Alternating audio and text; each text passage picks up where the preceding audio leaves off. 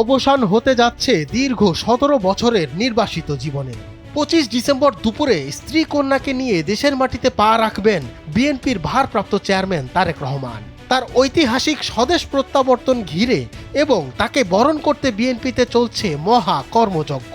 Leader আসছে banner নিয়ে দেশের বিভিন্ন প্রান্ত থেকে ইতিমধ্যে শুরু হয়েছে ঢাকামুখী জনস্রোত। তারেক রহমান আসলে ২৫ তারিখে ইনশাল্লাহ দেশের পট্টগ্রামে চেঞ্জ হয়ে যাবে। কারণ যে অমানুষের কথা যে স্বৈরাচারের পাশে রয়েছে ওই স্বৈরাচারও মানুষ হয়ে যাবে। কারণ উপায় নাই তো, কারণ ৩০ বছরের যন্ত্রণা, এই ১৭ বছরের যন্ত্রণা এই মানুষের জনগণের ভিতরে আছে। ফেরার দিনটিকে অবিস্মরণীয় করে রাখতে স্মরণকালের বৃহত্তম সমাবেশের আয়োজন করছে বিএনপি। রাজধানীর ৩০০ ফিট সড়কে তারেক রহমানকে সংবর্ধনা দিতে প্রস্তুত করা হয়েছে মঞ্চ। বিমানবন্দরে নেমে সংবর্ধনা স্থলে আসবেন তারেক রহমান। সেখানে সারা দেশ থেকে আসা নেতাকর্মী ও দেশবাসীর উদ্দেশ্যে তিনি বক্তব্য রাখবেন। আর আমরা এই ধানের শীষটুকু নিয়ে এসেছি আমাদের জমি থেকে, যে এই সামান্যটুকু ধানের শীষ আমরা উপহার দিব, এই লক্ষ্যে এখানে এসে আমরা এখানে অবস্থান নিয়েছি। জানা যায় সংবর্ধনা স্থল থেকে সরাসরি এভার কেয়ার হাসপাতালে চিকিৎসাধীন মা বিএনপির চেয়ারপারসন বেগম খালেদা জিয়াকে দেখতে যাবেন। সেখানে মায়ের শয্যা পাশে কিছু সময় কাটিয়ে গুলশানের বাসভবনে যাবেন তারেক রহমান। রাজধানীর ৩০০ ফিট ঘুরে দেখা যায় তাকে দেখতে অপেক্ষায় আছে শিশুরাও। কাকে দেখতে এসেছো?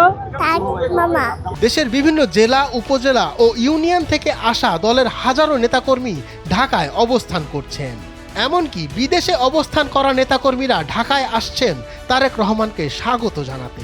আমার এই ছোট ছোট বাচ্চা নিয়ে আমরা এত দিন ধরে একটা বন্দি অবস্থায় ছিলাম, এখন লিডার আসছে শুনে আমাদের খুব ভালো লাগতেছে। এই জন্য ওনার প্রতি আমাদের ভালোবাসা আর এই ধানের শীষটুকু দেওয়ার জন্য আমরা এখানে আসছি।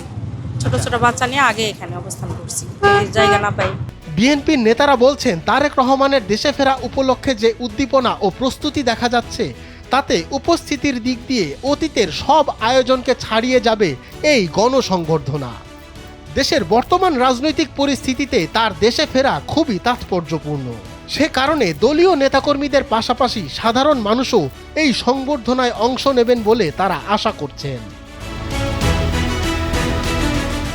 সূত্র জানায় সর্বোচ্চ জনসমাগম নিশ্চিত করার পাশাপাশি পুরো আয়োজন সুশৃঙ্খল ও নিরাপদ রাখতে কাজ করছেন নেতাকর্মীরা।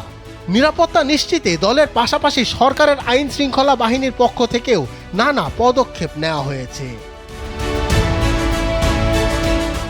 ইতিমধ্যে সংবর্ধনা অনুষ্ঠানের জন্য ঢাকা বিভাগীয় কমিশনারের কার্যালয় থেকে আনুষ্ঠানিক অনুমতি পেয়েছে দলটি। সংশ্লিষ্টরা বলছেন তারেক রহমান দেশে নামার পর বিমানবন্দর থেকে গণসংবর্ধনা স্থান এবং গুলশান পর্যন্ত কোনো ধরনের অপ্রীতিকর ঘটনা যেন না ঘটে সেদিকে খেয়াল রাখতে কঠোর নির্দেশনা দেওয়া হয়েছে।